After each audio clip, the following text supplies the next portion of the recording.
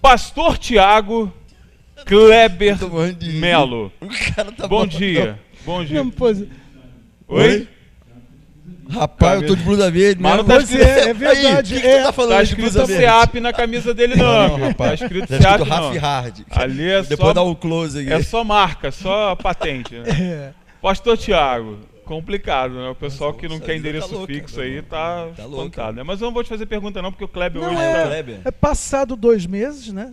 Rapaz, São tu me 2 abandonou, meses. cara. Como Tu se me a culpa abandonou. fosse não é sua, loucura, né, né? pastor? É que foi Essa, férias, irmão. aí voltei, trabalho, um monte de coisa. Pô, Mas eu vi que você andou, tava bem acompanhado. Não, tava É. fudendo. Tava pro Léo, tranquilo. veio aqui, fez uns Então, pratos legais pra nossa. caramba. Né? Não é? Vamos pra Dedéu. Não é? Vamos pra Dedéu.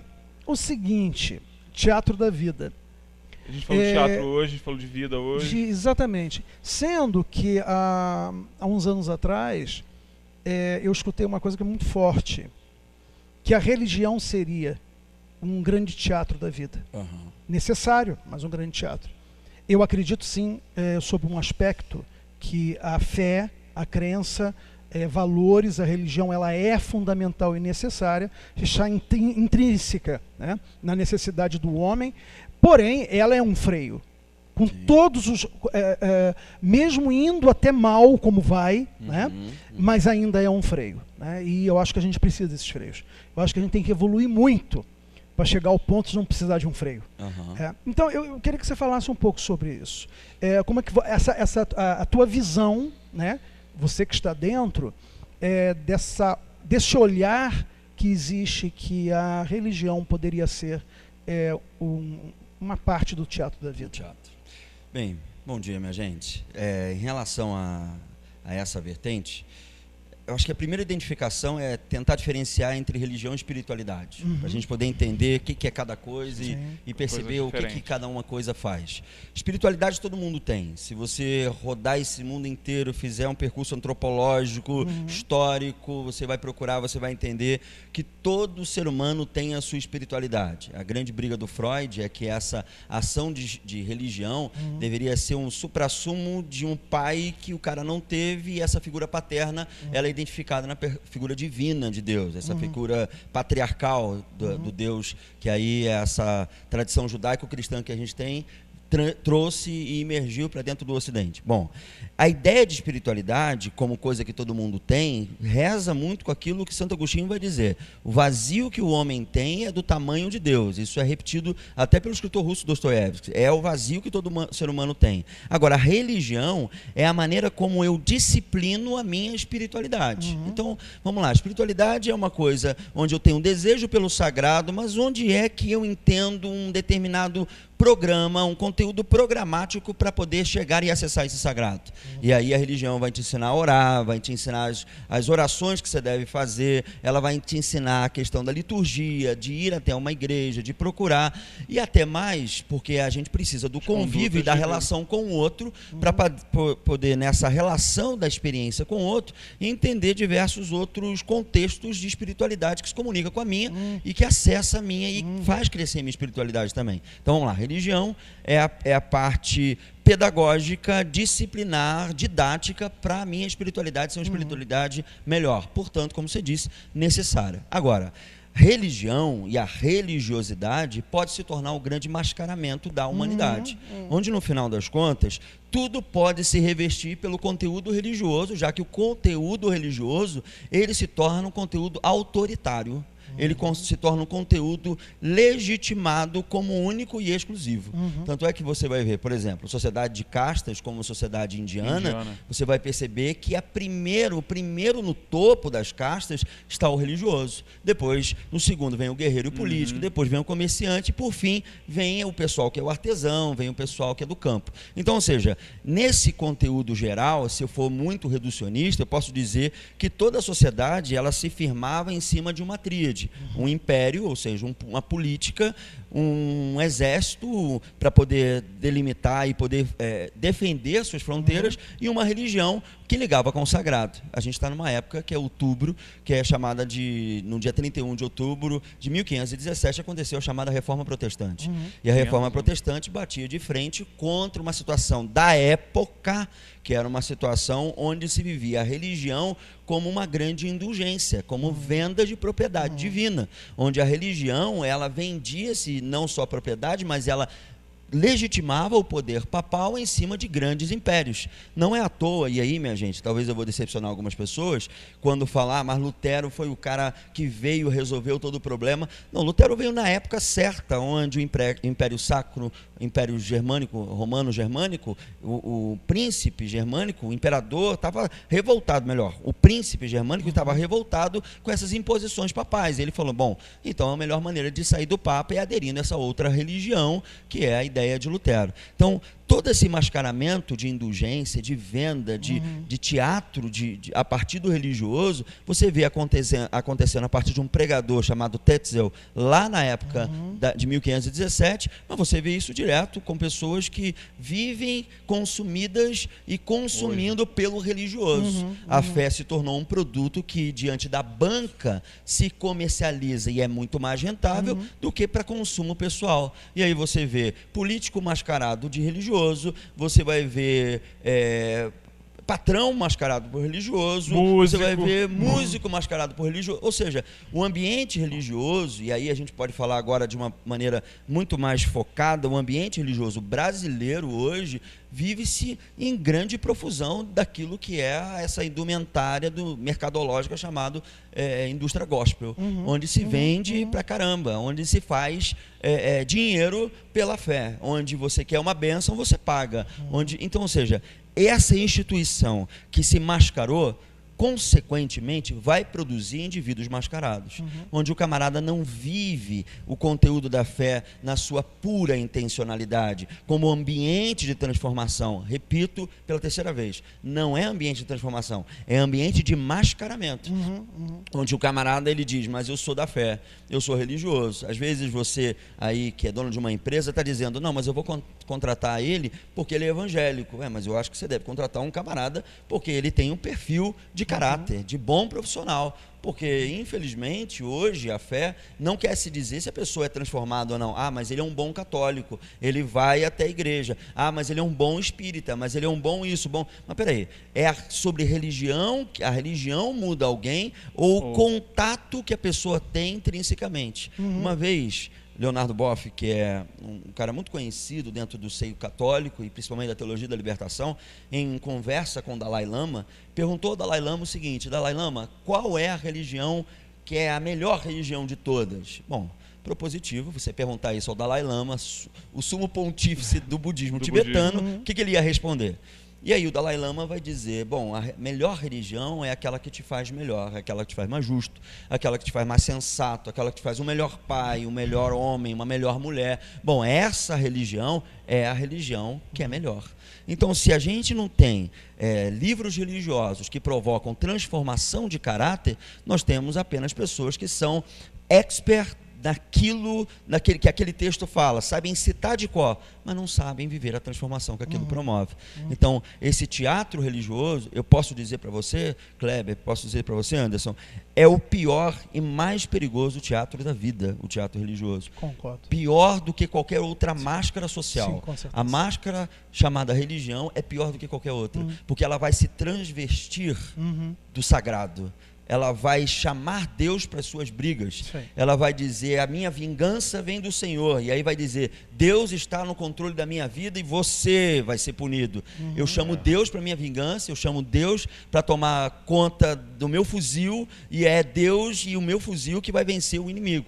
Não me esqueço, mas não esqueço mesmo do famoso filme O Resgate do Soldado Ryan, que aquele sniper, aquele cara que ficava lá marcando para matar os caras, ele a cada morte, antes de matar alguém, ele citava um salmo para poder matar alguém. E aí você vai dizer, mas era um ambiente de guerra, mas eu não consigo entender como violência e Jesus dizendo, dê outra face, como é que essas coisas se coadunam, como é que elas se convivem, já que violência vai gerar violência. Sistemas opressores vão gerar outros sistemas opressores. E a grande questão é, como é que a gente desvincula isso? Bom, Jesus vai dizer, dê a outra face. Jesus vai dizer, se você já pensar alguma coisa e falar alguma coisa mal contra o seu irmão, chamar ele de alguma coisa que o derrube emocionalmente, você já matou o seu irmão. Então Jesus ele vai trabalhar nas coisas mais intrínsecas e menos visuais, menos superficiais, porque ele entende que no final das contas é de dentro para fora. Mas Tiago, você não...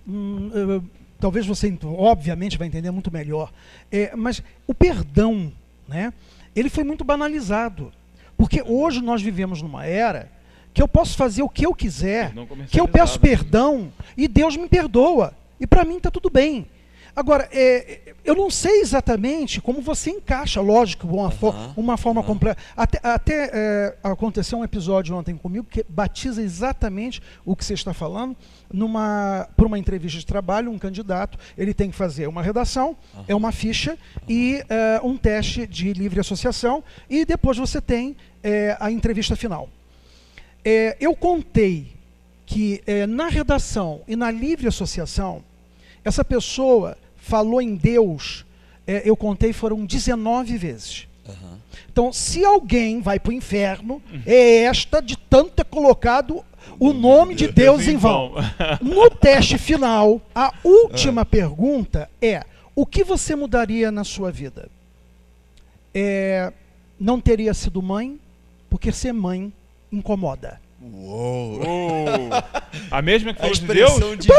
Não é. Quer dizer que ela bate. Depois que teve, são 19 contagens da palavra. Porque você faz isso, inclusive, da repetição, inclusive para entender o porquê. Quer dizer, é a intenção de mostrar o quanto tem fé, o quanto é religioso. E aí, no último... Desgraça, o prédio todo. No último, cai a casa inteira. Tava indo tão porque você bem. imagina o que você mudaria na sua vida. Não teria sido mãe, porque ser mãe irrita. Que bom. Cara, aí você diz, você olha, primeiro que você reprova na hora, né? Claro. Porque você não tem condições, porque é tão incongruente, né? Quer dizer, as avaliações, que você não manda nem para... A pessoa está precisando de emprego, está precisando de ajuda. Está precisando de ajuda. Não, é total. Não, e é interessante que o quanto, hoje, em recrutamento e seleção, principalmente, o apelo a Deus. Sim. Muito. Então, é assim, o perdão... E a rotulagem também, não né? É. Porque, sou isso, porque sou cara, evangélico. é o seguinte, não é assim que funciona. Não. É tudo muito fácil. Quer dizer que hoje, você perdoar... Então, essa questão do arrependimento... Mas que arrependimento é esse? Aí eu estou arrependido, perdão. Pronto, eu posso fazer de novo. Posso aproveitar a fala do Tiago e a sua para mandar um recadinho, né? Porque nós tivemos ontem o prefeito indo para o seu veículo de comunicação, né? Ali, dar entrevista para o seu funcionário, tanto da prefeitura quanto do veículo de comunicação, para falar, inclusive, de Deus, né? Falar que Deus está no comando, que Deus está ajudando ele, que Deus vai ajudar ele. Prefeito, não coloca Deus nessa história, não. Pelo amor dele. Não coloca Deus nessa história, não. Deus não tem nada a ver com as coisas que você está fazendo. Pelo amor de Deus. Qualquer acesso à divindade para interesse próprio é a pior blasfêmia que existe. Existem 2 textos bíblicos que são muito interessantes e tem a ver com o que você falou de arrependimento. Existe um texto que diz assim, a blasfêmia contra o Espírito Santo, essa não terá perdão. E tem um outro em Hebreus que vai dizer o seguinte, aquele que peca de maneira voluntariosa, ou seja, com constância, o mesmo fato, para esse também não resta mais sacrifício. E aí eu vejo uma porção de gente com determinadas paranoias dizendo, então já era, se eu fizer isso, eu não vou ter o perdão. Bom, a gente entende, e Jesus deixa muito claro isso para a gente, que quem nos convence do pecado que a gente tem é o Espírito Santo. Claro. Então, a maior prova que você blasfemou contra o Espírito Santo, é que lhe foi provocado um arrependimento. Aí a gente vai pegar a seguinte questão. E a outra questão de quem peca com constância não resta mais sacrifício, não é um fator determinista no seguinte sentido, de que Deus é mau e ele não quer perdoar determinadas pessoas. Não, é porque determinadas pessoas não querem ser acessadas para que de fato se arrependam. A grande questão ali não é determinista, não é propositiva do tipo, gosta mais de um do que de outro. Não, é questão de livre iniciativa humana. Claro. Eu não quero fazer isso. Quando a gente fala sobre arrependimento é a real provocação de uma transformação onde eu vejo que meu caminho estava errado e a partir de então eu vou convergir para um caminho diferente. Agora, remorso não. Remorso é quando eu só cheguei à conclusão de que eu estava errado porque fui pego. Porque se não fosse pego, e aí Brasília e político ensina muita gente isso, se eu não fosse pego, eu não teria aquela determinada atitude de arrependimento, que de fato não é. Eu não teria aquele ato de contrição. Contrição real, e aí é aquela grande questão de caráter. Caráter é aquilo que você é no escuro. Ou seja, quando ninguém está te vendo, você sabe o que é certo para fazer, não depende de holofote, não depende de câmera, não depende de gravação, não depende de televisão para poder dizer, não, ele não pode falar besteira porque ele está sendo visto, mas você sabe no seu oculto, você sabe quando você está sozinho, que você é uma pessoa que deve fazer o correto, independente se alguém está vendo. Uma música do Capital Inicial, o Capital Inicial dizia, o que você faz quando ninguém te vê fazendo, ou o que você queria fazer se ninguém pudesse te ver.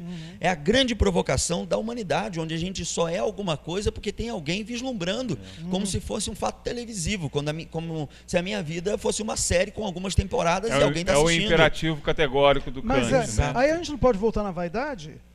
Mas pode voltar rapidinho, tá? Porque a gente não podemos voltar na vaidade. Podemos. Não é, porque as coisas elas começam a se encaixar. Porque até nisso, eu acho que esse é um momento que a gente tem, ele é muito ímpar.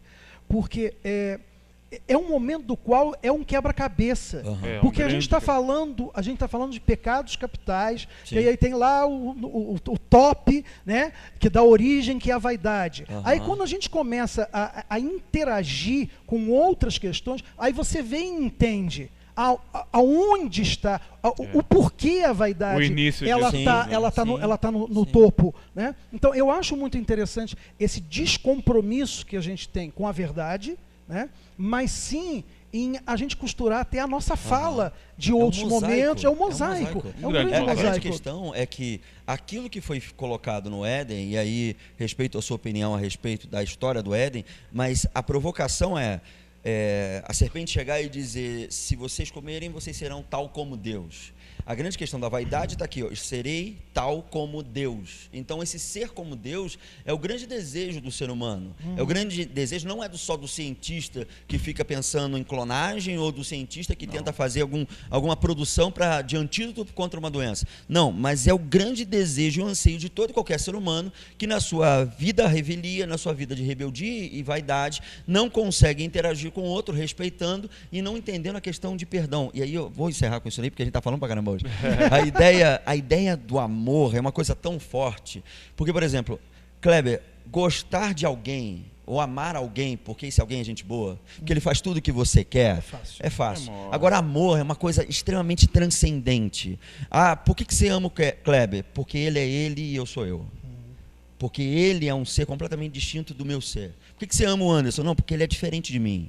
Ele é ele e eu sou eu. Porque qualquer amor, que se diga amor, mas que quer manter controle e fazer com que o outro seja o que você quer, é objetificação, coisificação, é controle e é tudo menos amor. É tudo menos amor. Então, perdão é o entendimento que o outro é o outro, eu sou eu, e completamente distinto de experiências, mas é no outro que eu me acrescento como ser. Então deixa ele ser ele, deixa eu ser eu mesmo, e vamos convivendo, porque amar é aquilo que sobrepõe as diferenças. Então, beleza, vamos fechar? Por favor. Mas eu vou levar para casa, que eu abri fazendo a pergunta, e eu levo para casa o seguinte: então é confirmado, a religião é teatro. Para poucos que são os atores verdadeiros, que estão se deixando ser acessados na sua espiritualidade, aí não é teatro. Não é teatro. Agora, todo o resto é teatro. Jesus, quando estava aqui, ele dizia para o grupo maior, majoritário, que eram os fariseus: vocês são sepulcros caiados, vocês são bonitos por fora, mas péssimos, fedorentos, fétidos por dentro. Agora, para prostituto, cobrador de impostos, ou a galera que era marginalizada, ele abria os braços e dizia, vamos comer alguma coisa. Tamo junto. Vocês Vamos vão tomar mudar. um café, vamos tomar um Vocês café. vão mudar, mas a gente vai Quem conviver. pode mudar tem que mudar mesmo, né? É isso aí. Amigo, muito obrigado pela sua Imagina. participação hoje. Pastor Thiago, Tamo sempre um junto. grande prazer lhe receber aqui. Muito bom estar aqui. Quintas-feiras estamos aqui. São sempre momentos Tu não vai muito faltar mais, não? agradáveis, né? Falta Eu uma não vou, quinta, pô. assim, eu prometo não faltar. Quando der, né? Quando estou disponível. Agora, quando tem as emergências dos clientes por aí, eu tenho que sair correndo. Não tem jeito. Gente, obrigado pela participação de vocês. Você que está em casa também, muito obrigado, né, pela sua audiência até agora, pela sua participação. Amanhã tem mais, prometemos mais uma vez aí um programa repleto de bons convidados, muita notícia, muita informação para você. Uma excelente quinta-feira, que ela seja muito produtiva, que você consiga alcançar os seus objetivos. Grande beijo e até a próxima. Jornal Diário na TV. Oferecimento: Hospital São José. Tudo pela vida. E Segue Rio Gás Natural Canalizado. Fornecimento contínuo de qualidade de vida.